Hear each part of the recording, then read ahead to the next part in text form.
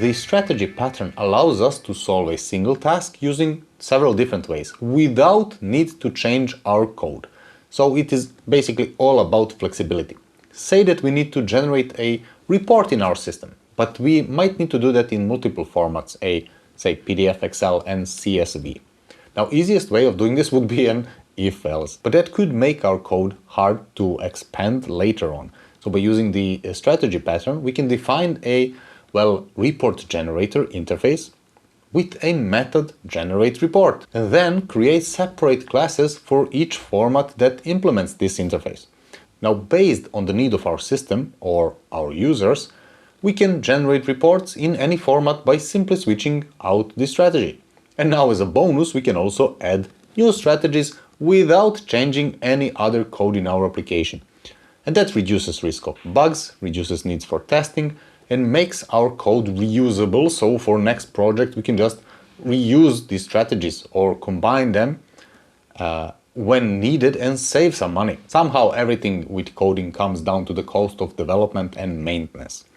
We can use this pattern to determine which validation method we're going to use, or which shopping calculation method we need to use, shipping calculation. We use the strategy to choose authentication method, like maybe email and password versus Google or GitHub. Even simple things as sorting some data on the page or filtering data in a table, choosing the correct validation method. These are all based on strategies that suits us best at that moment. Some benefits of design strategy pattern are flexibility. If done correctly, switching between different algorithms or strategies, functionalities, without changing the client code is extremely easy. The same goes for scalability. We can add new strategies with minimal or no changes to the existing code, making it easy to extend our application. The code is much cleaner. We reduce code duplication and improve readability by encapsulating algorithms in their own separate capsules, in their own separate classes. It is also easier to test because we can isolate one algorithm for easier unit testing. That way we can test one algorithm with many different cases individually and then put it in our application. Now, it has some trade-offs. It is not the simplest one, so it has some complexity. We do introduce additional classes and interfaces which might be unnecessary for simple tasks and can make initial setup more complex than maybe it needed to be. And that is why we learn these design patterns to know when it makes sense to actually use them.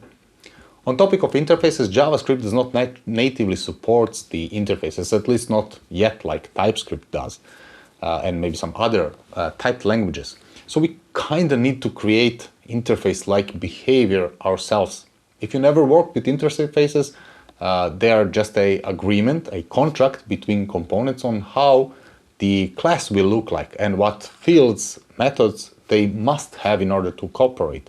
But don't worry, I will explain them briefly in one of the lessons later. So the strategy design pattern allows us to solve one problem in several different ways without the need to change any code in our application.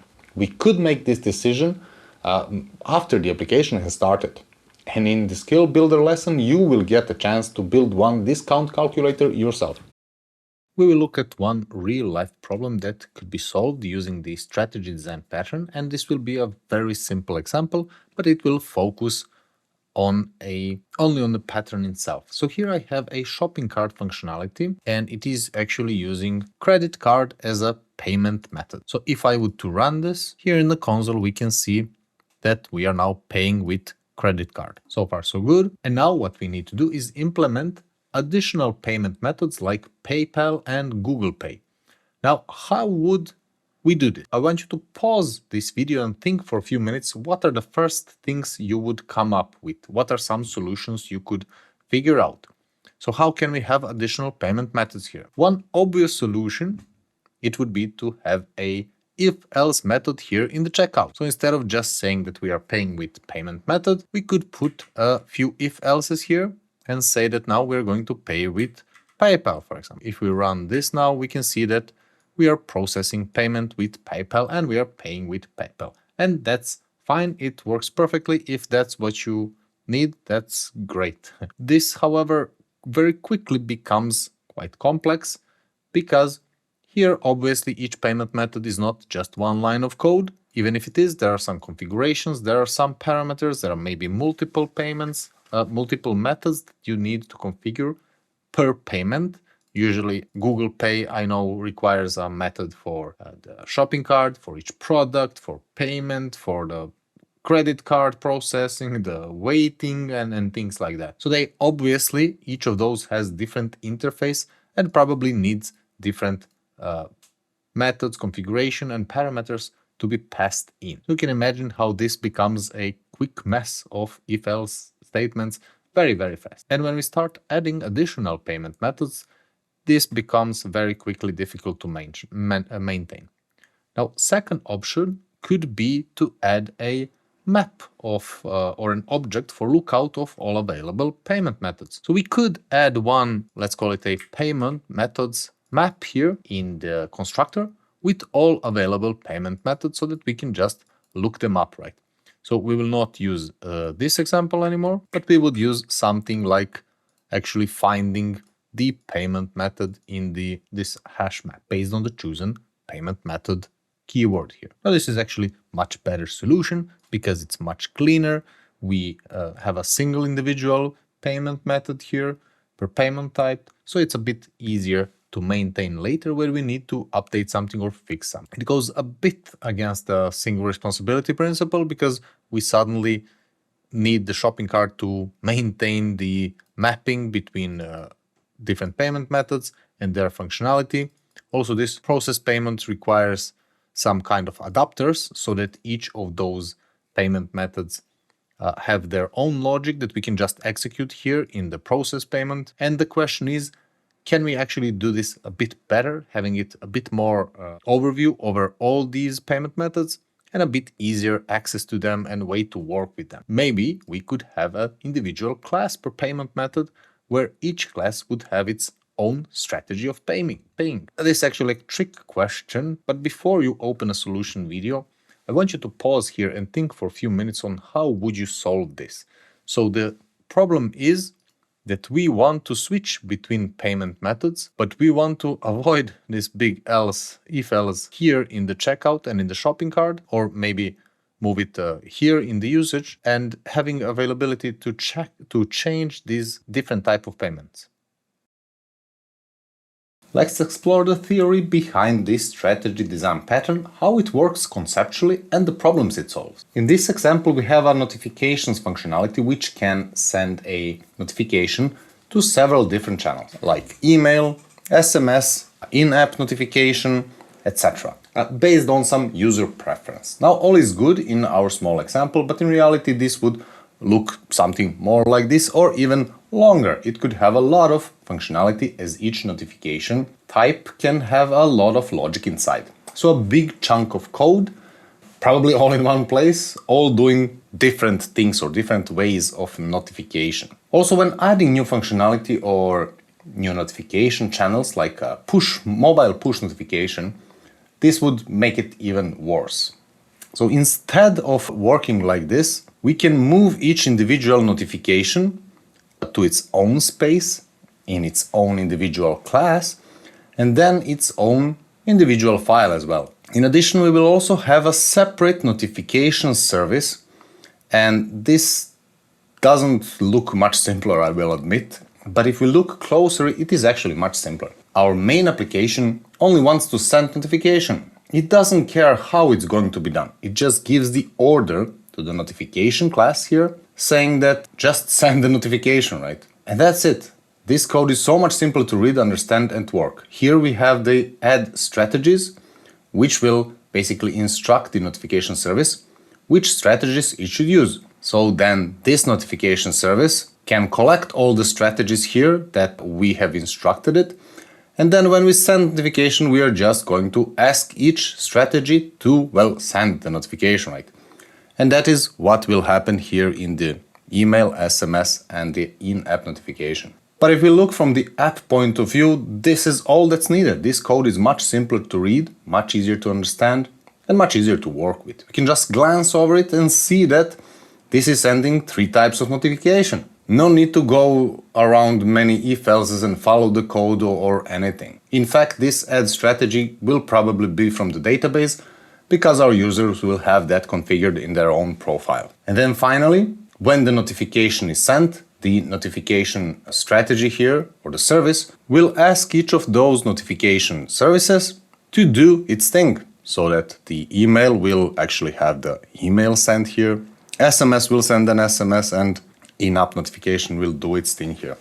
So if we open this email strategy, the only thing we can see and expect is code for sending email. No business logic, no if else, no decision, nothing, which makes this email notification extremely easy to test, to read, and to work with. We can as well just move it to another application as a separate file and then just test this functionality on its own. And same goes for SMS and in-app notification. They only do one thing. And now my favorite part, if we need to add another notification, instead of adding another if else to it, we just add more files. We just make more strategies, 1, 3, 5, 20 if we need, and we just add them to the collection. And then we can use them when needed with very minimum, if no effort at all.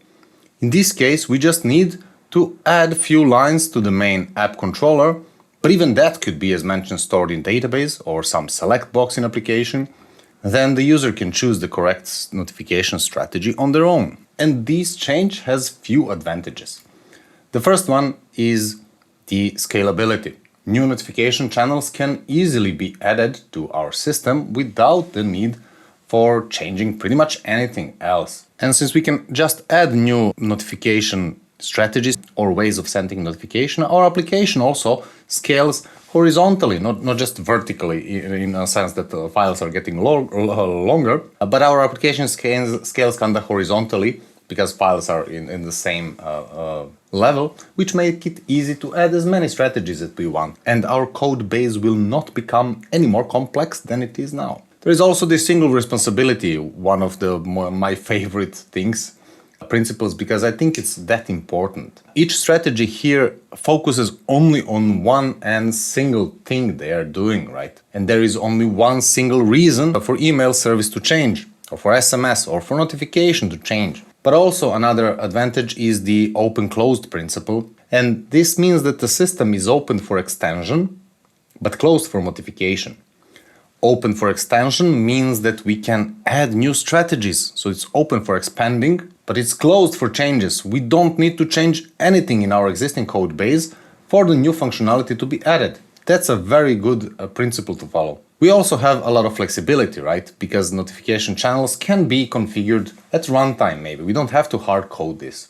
So the user can just change in their profile while the application is running, while it's deployed. And we also have the reusability here. We can just copy this entire part of code related to notification to some completely other application. And as long as we have the same interface, everything will work just fine. Which also allows us to easily test these types of services, because we can just make a new strategy in isolation. We can test it independently of this project and then just migrate it here and add it to the project. Or we can easily write automated testing even with code that will continually test our email service here to make sure that it continues work while we do the changes.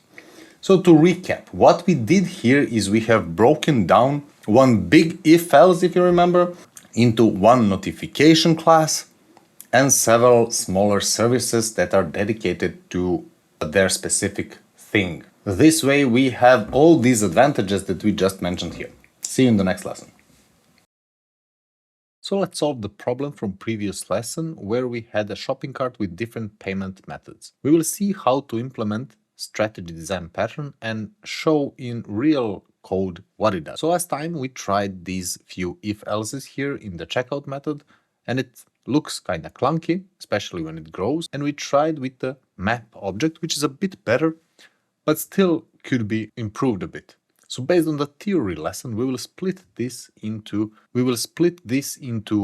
main service and then individual specialized strategies per payment method.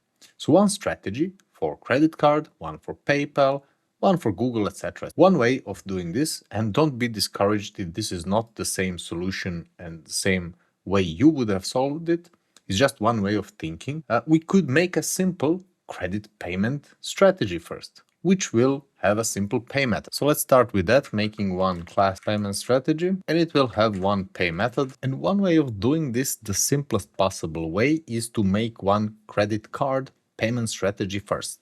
So for the credit card, I can make one class named credit card payment, which will have one method named pay. And inside I will just put this console log that we are now processing payment with the credit card, just to prove the point of how this works. I will remove this demo code here so that we are back to start. Now, instead of paying here and passing in the payment method, we are actually going to pass in the payment strategy. So this will receive payment strategy, and then we are going to call payment strategy.pay. You clearly see that this pay actually refers to this method pay here in the credit payments strategy. And down here, instead of just passing in the credit card as a text parameter, we're just going to pass in the actual new credit card payment. We could have made this as a constant credit card payment or payout strategy or something like that. Actually, let's do it like this. Constant payment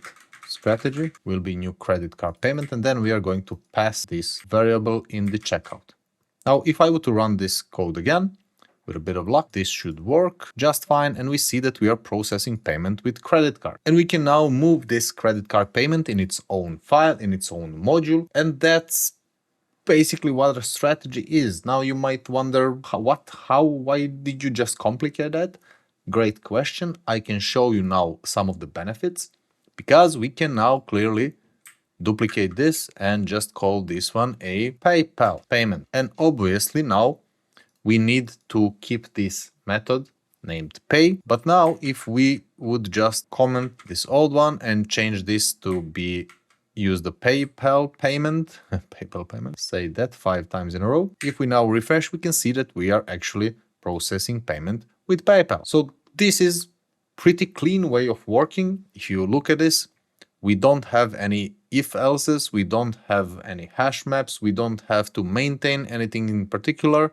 We can just add another file with another strategy, and we can just pass it in via regular dependency injection here. And why is this not a regular dependency injection? Well, it kind of is. It's a soft dependency in this case. We could have had it in a constructor as well when the shopping cart is being created. That depends on how you want to organize this code. It's not that important. The important part is that there is a strategy that is abstracting the specific integration. So this shopping cart does not care which strategy you're paying in. It does not relate to PayPal, it doesn't favor credit cards or anything, it just needs a payment strategy here.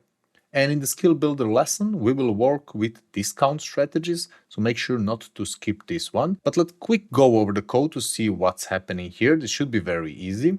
And I will then explain a bit interfaces if you never worked with them, because those are very important for making the strategy works properly. So when we create a shopping cart, nothing special happens. We are just having these items initiated, and then we are adding one item to the shopping cart. So far, so good. However, then we are creating a new PayPal payment strategy, which has nothing in a constructor. It just has one method named pay. And then when we say cart checkout, we are actually passing the strategy that we want, in this case PayPal payment. So that will be this parameter here as the payment strategy, which means that it will call this pay method here, in our case processing payment with PayPal. And that's pretty much everything that this code does. And this allows us to change different payment methods. Instead of PayPal for credit card, let me quickly make one for Google just to show you how this works. If we just call this one Google payment, we can just run this code again and see that now we are processing payment with PayPal, and that's because I didn't update this to be Google. So now the payment is being processed with Google. Obviously here in Google payment, you can put whatever methods you need, whatever calculation, setup or anything, and then you can just call this pay method. Now back to the most useful thing here is the concept of interfaces. And if you're not familiar with other object-oriented languages like maybe TypeScript, interfaces are agreement that all classes will follow. Now, JavaScript doesn't support interfaces out of the box like TypeScript does, like Java and other typed languages, because JavaScript is not typed, but we can mimic similar functionality with a regular class in JavaScript. And why would we do that? Well, as you've seen, we could have made Google payment here and forgot maybe to put pay method here. And you might have 5, 10, 15 methods that are required for this strategy to work with our shopping cart. So shopping cart and a strategy need an agreement. They need to say to each other, I want these methods to be found because I am going to call them, otherwise the application will break. So what we would do here is make an interface class, and every strategy would then extend that class, which will help us avoid some errors. So what we can do is make one class here. We can call it payment strategy. In a constructor, we're going to put an if just to make sure that nobody is initiating this payment strategy on its own, because it's an abstract class. That way, if somebody says new payment strategy, it will just throw this error, basically preventing people for using it directly. It's just an interface in our case for others to use. And then we are going to make basically the same, that this pay method is required, and if it's not required, we will throw an error here. And now all of our strategies, agreements here would implement or extend payment strategy here, so that if we go to credit card payment, for example, if I run this, everything should work fine with credit card, right? But if I am in credit card, let's say I accidentally call this one paying instead of pay, our code would now say that payment method is not implemented, and that is coming from our abstract class here, which says that payment method is not implemented. This would not be in our code. We would basically get the uncaught type error. It's not that important which error you get, but it's much nicer if we handle it at least, because this could, instead of throwing errors, could raise awareness to the developer that this needs to be implemented. Now, all the other methods should, strategies should extend the payment strategy, so that we can also look at this and we see that this method needs to be implemented, right? And you might think that this error will never happen to you and that you will never forget to implement a method, to which I can only just say, just give it some time and let me know when it happens. So we now make a pay method in Google Play as well, and everything is working fine. And you can read more about interfaces on the interweb, but again, their main purpose is to enforce that all classes in the similar family, in this case the payment family, they adhere to the same agreement, to the same contract, and that they all have all their methods implemented, so that something is not forgotten. This is much more easier and much more integrated in typed languages like TypeScript, because then you get immediate help from IDE, because it can read all the types and it can just help you create, it will immediately create all those methods for you so that you can implement them. Now, why have we done all this instead of a good old if-else? Well, firstly, it's the single responsibility principle. I'm going back to that one because it's very easy to understand. It should be a good start with the solid principles for you if you're not familiar with them. But we split the responsibility of payment processing to separate strategy classes, so that this is one file and this is a second file and this is a third file. We don't have to worry about them blending with each other and which parameters are they having, which configurations they're having. It also means that each of these strategies have only one and single, responsibility and single reason to change, which is only related to their specific method of payment they represent. And the second advantage is encapsulation, meaning that each payment method is encapsulated in its own class and can be in its own file, right? And they all adhere to the second of our 5 solid principles, the open-close principle, meaning that this functionality here, this code that we have for shopping cart, is open to extension. We can just expand it by adding another file, while at the same time it's closed for editing. It's closed to changing code, which means that we don't need to change anything in order to get new functionality, as long as it adheres to the same interface with the payment method, right? So it has this pay method here, everything will work just fine. We've also improved flexibility because adding new payment methods means simply creating a new class, as we did several times here, without changing anything in the business logic. Well, maybe one line here in choosing the payment strategy, but this could also be given as a choice to person paying, right? They could have a drop down and they could make this choice themselves. And this significantly reduces risks of making a mistake. This also makes for easier testing because each strategy could be taken out of this project and tested in isolation. You can just make a new Google payment and call all these methods pay and checkout and confirm and cancel and return shipment, return payment, whatever you might have in isolation. We can write even code tests which could run and make sure that each individual strategy is working fine. And finally, my favorite, this code is much more readable because you now know immediately which payment strategy you're using, and then you can see which methods of that payment strategy are being called, and then you can just find your strategy and debug it, fix it, expand it, and work with it. At the same time, our controller has only 2 lines maybe that are related to payment. It's not that complex to work with, and also each of these strategies contain only code that's relevant for their specific payment method, which means that we can easily reuse this Google payment or PayPal payment into other projects, right? In other systems. We can just easily copy this entire class into some other systems where same interface obviously needs to exist, and it will just work without any modification, without any changes to any other classes. And it's easy as that. You just need to figure out if you need different strategies inside the same thing that you are accomplishing. In this case, you are processing the shopping cart, which is one service, which could have different strategies on its own.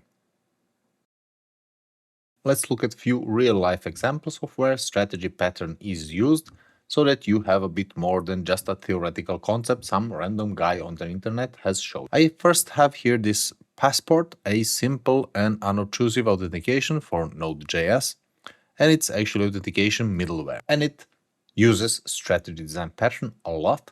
They even call their extensions a strategy, and they claim that they have over 500 strategies now available for authentication in Node.js. I actually haven't used this library before, but we look in their documentation here.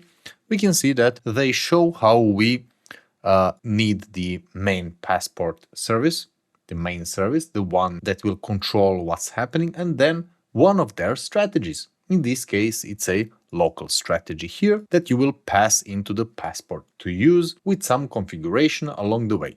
And then later you can add a route that will authenticate the username and password when the user submits a form. And that authentication should just work. But they have other strategies here in their packages, which we would basically use the same way. There is a huge list, if you see.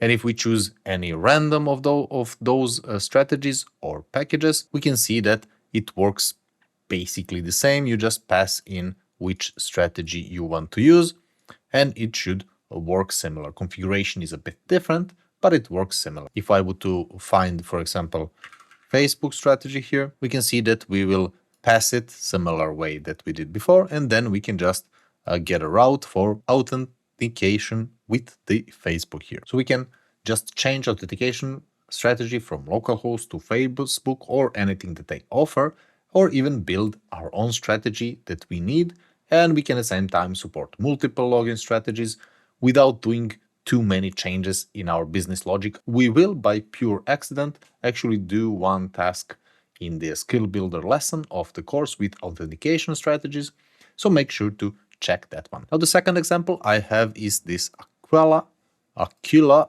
CMS. I hope that's how it's pronounced, and its code is on GitHub. I have, by the way, all the links in the resources part of the course, in the text article that follows the course. So here in the order payment, it's not that obvious to see as in our examples. That's why I have very simple examples here in this course. That's why we need to understand how these patterns actually work so that we can identify them and then build them properly. But here they coincidentally have a method in the order payment, right? Like in our example, where they have 2 ways of handling this order. One is deferred payment, and the second one is immediate cash payment. And had they just done the if-else here, it would be much difficult to read and to understand what this order payment actually does when you call this try here. So it's much easier when there are separate strategies. And if we are to implement another payment strategy here, we could just change few lines here and life is good. So there are obviously many ways of achieving the same functionality, of doing the same thing, and they all work in real life. And that's what I'm trying to show you as many examples as possible. And I will show you one more example. This one is TypeScript. TypeScript is much easier to read when it comes to object-oriented code. And if you're not familiar with TypeScript, I will just focus on the design pattern here so that we can follow that. And in this e-commerce application here, a web shop, which is called the Medusa, there are different payment providers. This one is Stripe, and we can see that it extends the abstract payment provider, similar as in our example, and they have also methods that their payment method uses, like this initiate payment here, where this code here is specific to Stripe, right? So there is a customer Stripe ID that you need to connect to, and you need to do some things along the way, and there are some typing and some TypeScript specific things which I will not go deeper into, but you can now imagine a service that is just getting this Stripe provider, and you can also build another provider and extend this application and make this payment service doing with something else, right? And I get a lot of questions of people asking how to recognize or how to make a design pattern with some exact code example. I hope you can see here that these examples of design patterns can take many different shapes and forms, and they could be applied to front-end, to back-end, TypeScript, JavaScript, or anything in between. They could be as easy as few lines or as complex as entire libraries. And that's why we need to go a bit deeper to understand the problems that design patterns are solving, rather than just looking at the code and learning it and memorizing the code itself. See you in the next lesson. Let's do a quick summary of the strategy design pattern. So, do you remember what we said it is used for? It allows us to define a family of algorithms that can do a specific task in different ways. And it also allows us to change them in our application without changing our code. If we look at maybe validation as an example, we have a text input field and we have the need to validate it. Simple enough, right? But validation could be done in 20 different ways, like email, phone, address, number, string, zip code, and many, many more. They are all in one family of algorithms, meaning that they do one thing, but on many different ways. So they are different strategies to do one task of validation. Other examples are different ways of maybe authentication, different strategies of processing the payment in our shopping cart, different ways of shipping the goods, ways of logging data in our application, generating reports in the application, etc. Do you remember some of the benefits that we talked about? The main benefits, for me at least, is flexibility. We can just change or use multiple strategies without much fuss in the code. We also talked about scalability, meaning that we can add or remove as many strategies as needed without our code becoming impossible to maintain. We just add or remove file, right? For example, validation, we just add additional file where we need to validate some new information. We also talked about the encapsulation. Each of these strategies can live in its own, and when we have one file for a particular strategy, it does only one thing in its own capsule, right? And we know exactly what each of the strategy files do.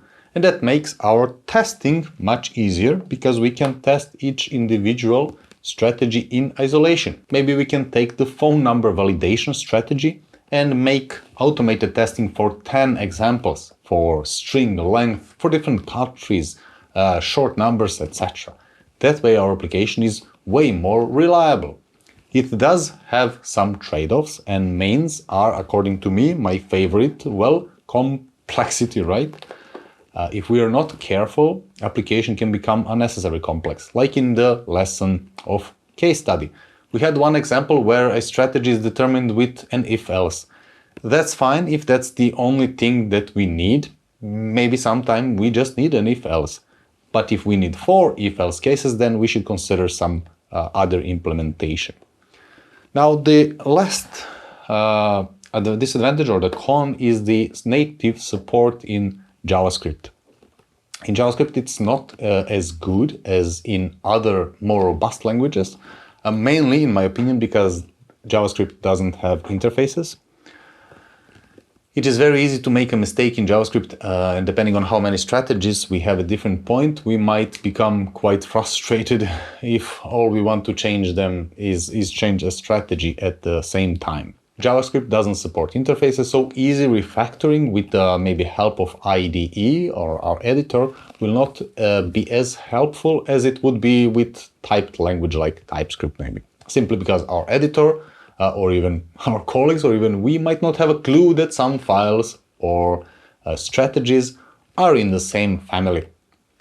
So in JavaScript, we will have to do a bit of mental thinking, mental lifting on how strategy is implemented in our files.